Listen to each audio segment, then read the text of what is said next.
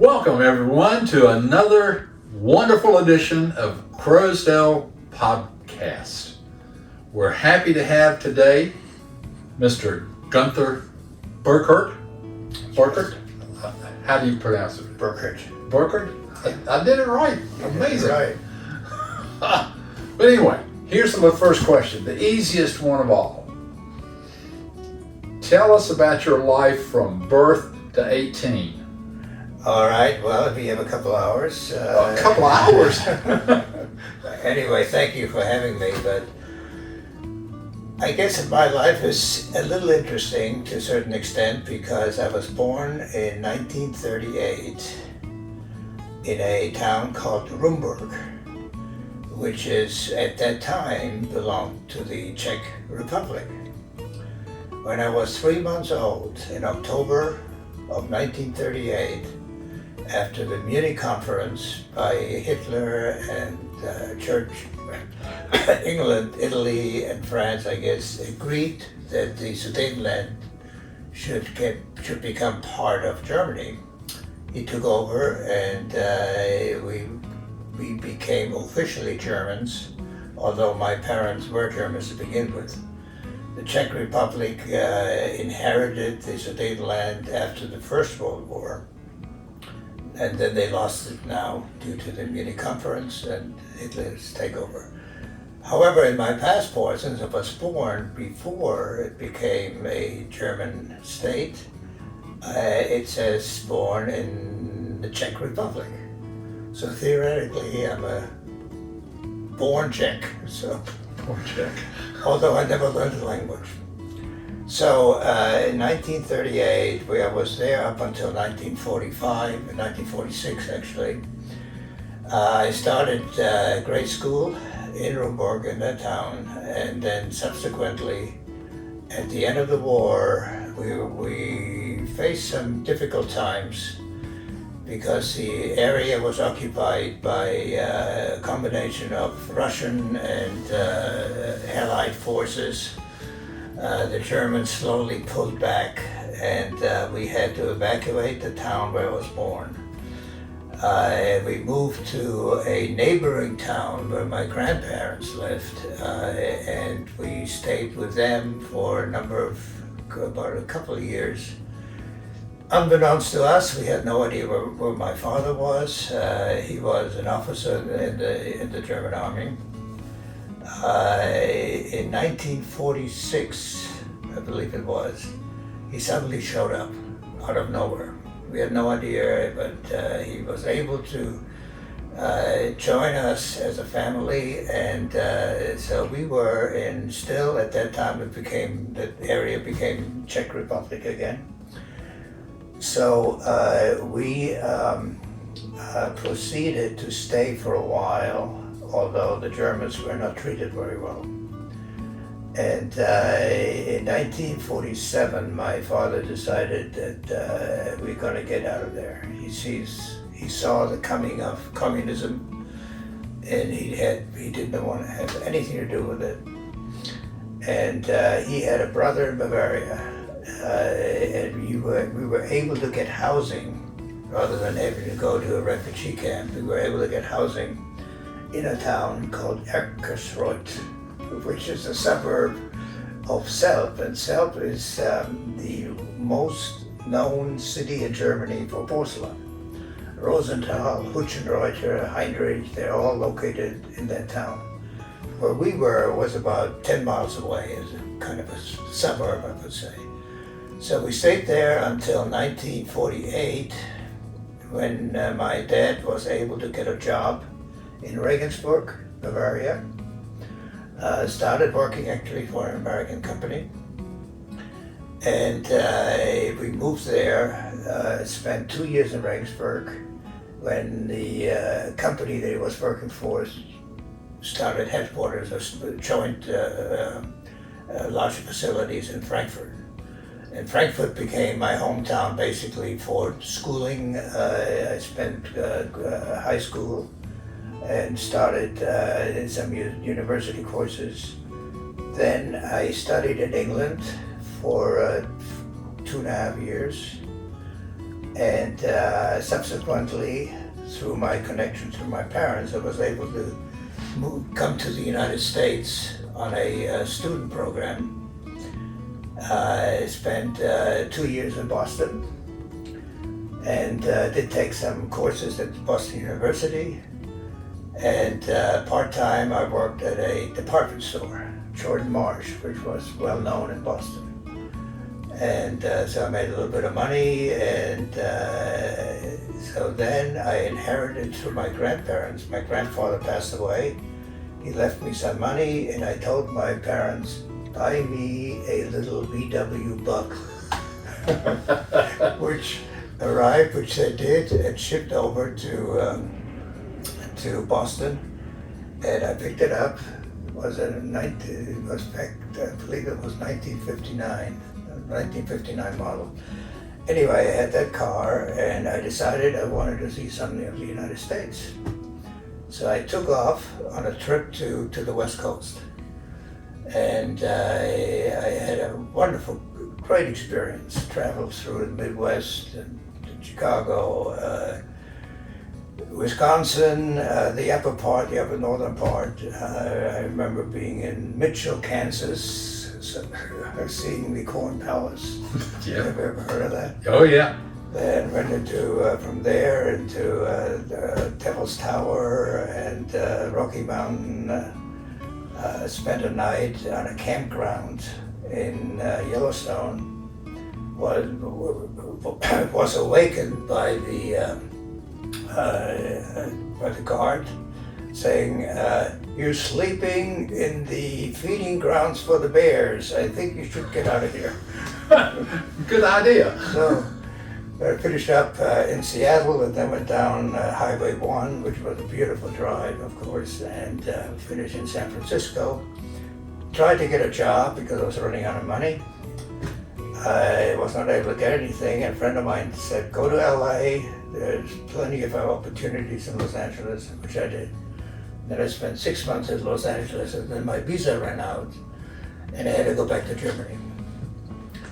So then I started working actually as an agent for an American company mostly in East European countries. And so that pretty much actually took me beyond the 18 years that you mentioned. That's okay. So what's your second question? Yeah, you can continue on.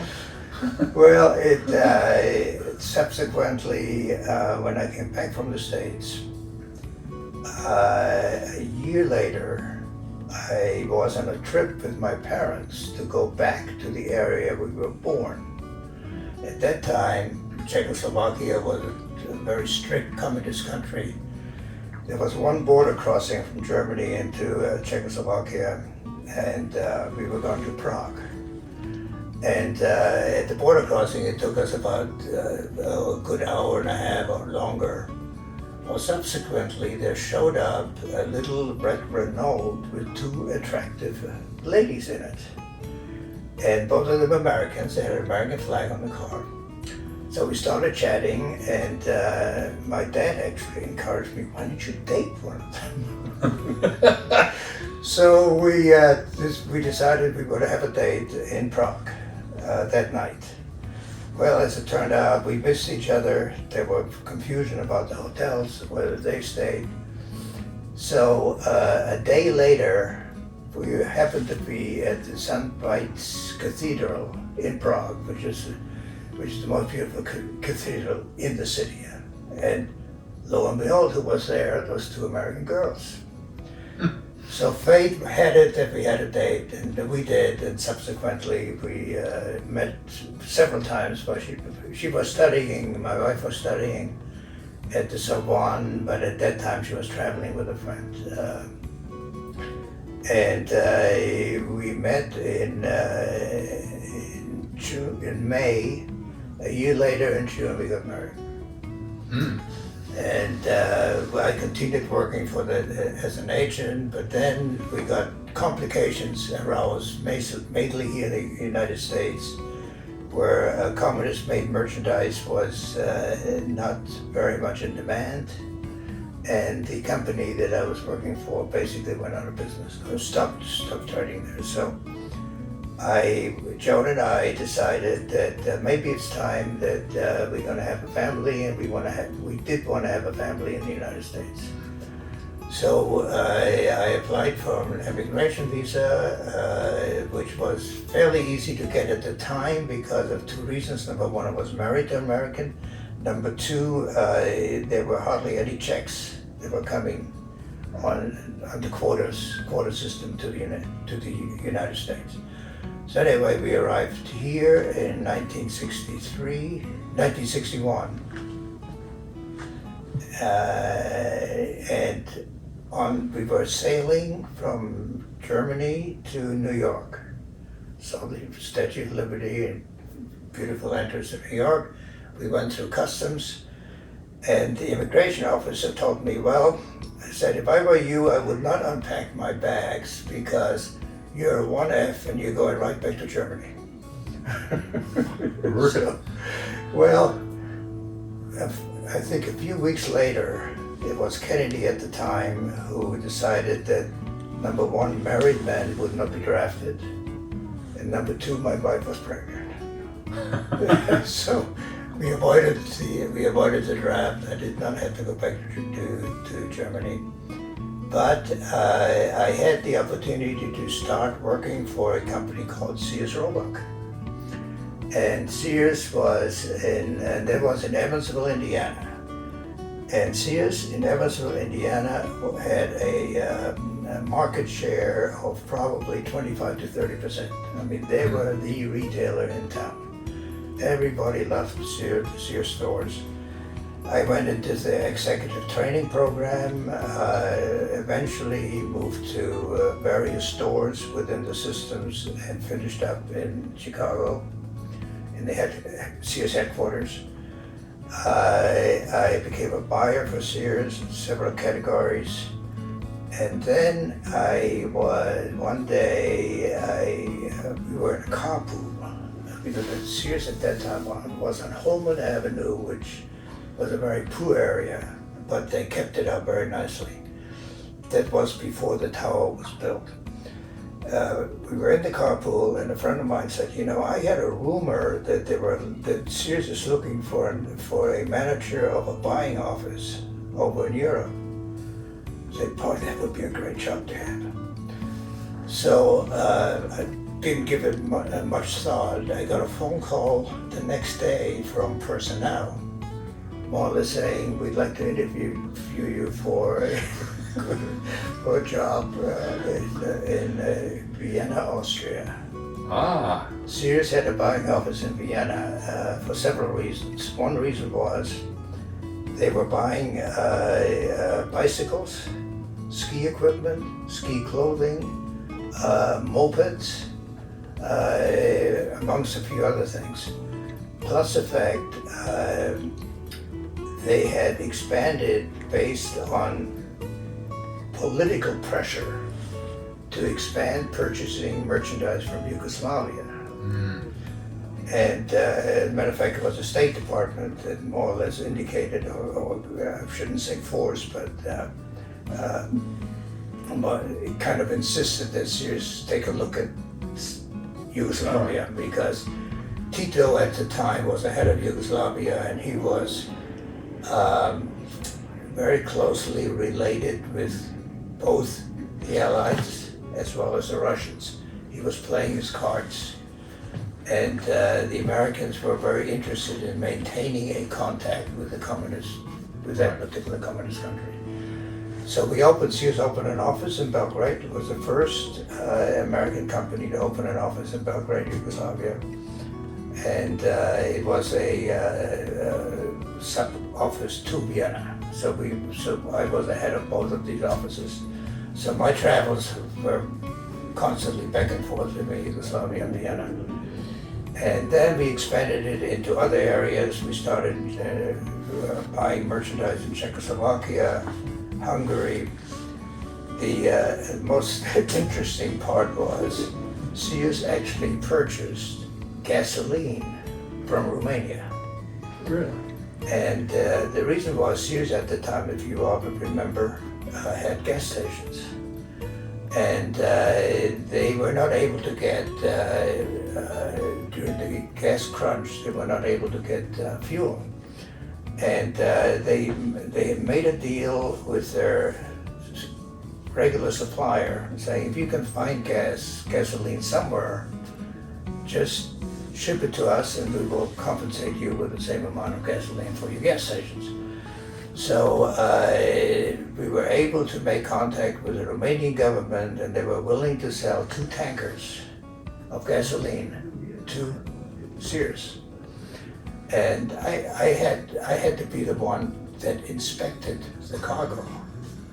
So I said, what do I do? Take a light and see if it's gasoline. You know, the interesting part was these tankers were carrying grain from the United States to Romania at that time. There was some kind of a deal going on. And however, they were able to take back gasoline in the same tankers. So don't ask me how it happened, but it happened. So I had to go through their laboratory, get a certificate of the ingredient quality of the gasoline, the octane rate, and so on. And so that was kind of an interesting side. It's not the normal kind of activities that we did there, but it was interesting. Well, then I guess it happens that they're starting to show cracks in the Sears Corporation. And so they started to shut down overseas buying offices. So they brought me back into Chicago. I was on the home accessory management team for a while. And then I got an offer from a company that was selling to Sears to start a import business for them. They were a manufacturer in Iowa. And they saw that they needed imports to supplement their normal production. And they were looking for somebody, and I guess they liked my background. And I joined them in 1980, and I spent about almost 30 years with them, traveling mostly to the Far East. I had 87 trips to the Far East. It started off when the beginning flights were going from Chicago to Alaska, from Alaska to Japan, from Japan to Hong Kong. Subsequently, when they had more modern airplanes, I was able to do non-stop flights from Chicago to Hong Kong, but it was 15 hours. It's still a pretty long trip. Yeah. But I was in China to begin with. However, we did business in Japan. We started in Japan actually, and then China didn't open up until about 1986. And then we were in the Philippines, Indonesia. Subsequently, towards the end of my career, I started business in Vietnam, because then the time was ripe for us to give Vietnam the most favored nation treatment again. So we did some business in Vietnam, and then subsequently I had a health issue that more or less told my family, it's time for you to retire. So I did. I would have worked longer. I was 65 when I retired, but I would have worked longer. But you know, health is important. Mm-hmm. And we moved. We were living in Burlington, Iowa. That's where the manufacturer was. And then we moved from there. After the kids were all gone, we had 3 children, 2 girls and a boy. My son is actually here in Durham. He graduated from Northwestern and went to was the school, the graduation school here at Duke, where he made his master's here in Duke, and subsequently he's working for Duke Endowment now. And my other two daughters, one is in Los Angeles and one in Atlanta. The one in Los Angeles is self-employed. She has a little marketing company. My daughter in Atlanta is just starting a new job. We're trying to find out the details, exactly what it is, but they're doing okay. Coming back to our house in Burlington, the kids were gone, just the two of us. We started visiting Florida, where some of the friends we had in Iowa had started to move south. And once you have a taste of Florida in the winter as compared to Iowa in the winter, you don't want to come back.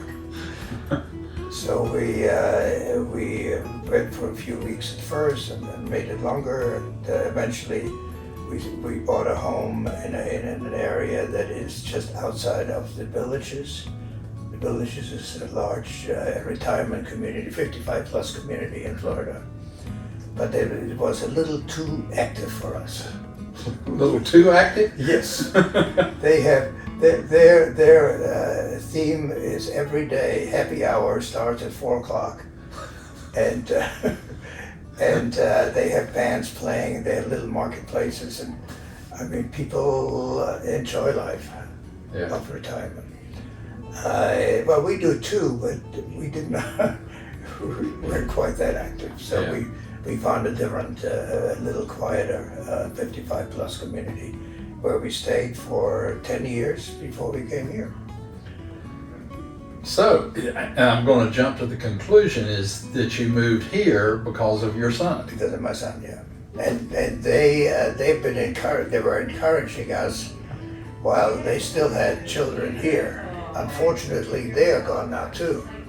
The last one started university, she's going to University of Miami just last August, so now they're gone too. But at least my son and his wife are still here, and we are enjoying their company, and they live in Hope Valley, and we do get to see them. Good, great. And what are you doing here at Croasdaile Village?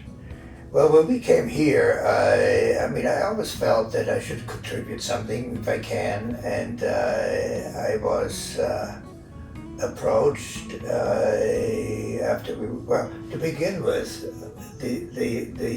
when we moved here, it was in 2020, and that was in February. In March, everything shut down. Right.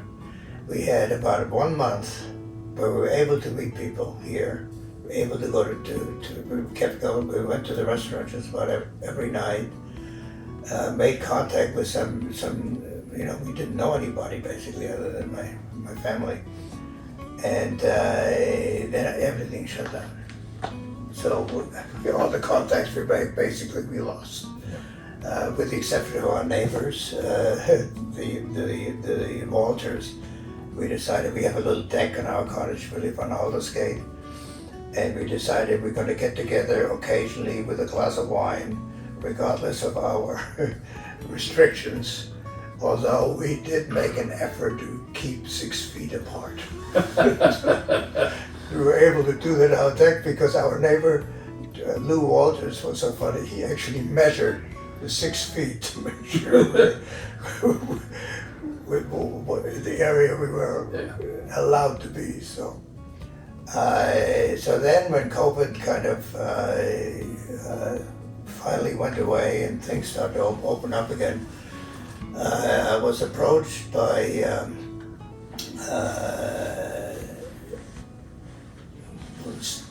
I've had contact with Steve Harper before. Steve helped us on a couple of issues that we had, and so I was asked if I would be interested in heading the Building and Grounds Committee. And I did that 3 years ago. I can do it. I will do it up until December. And then somebody else will take over. Yeah. But it was a very rewarding and very active part of my contribution to to Croasdaile Village. We were able to do a number of things during my tenure here, as chair. And still several issues that I'm hoping to get completed before my time is up. But it was good. Good. Yeah. I'm glad. Yeah. Okay. Well, Gunther, thank you for coming. I Because you hope, told us I all hope about. it didn't bore you. Oh no, it was great to hear where all you had been, and because my question was going to be, how did you end up here? And Yeah. you told me because your son was here, Yeah. son and his family. So that's why I wondered about. No, we enjoyed Croasdaile a great deal. I mean, we did look at other facilities throughout the Tri-City area, but we just like the openness. We like the nature. So I think we're very happy with the decision to be here. Good. Well, thank you for coming, and folks, thank you for watching our latest edition of Croasdaile Podcast.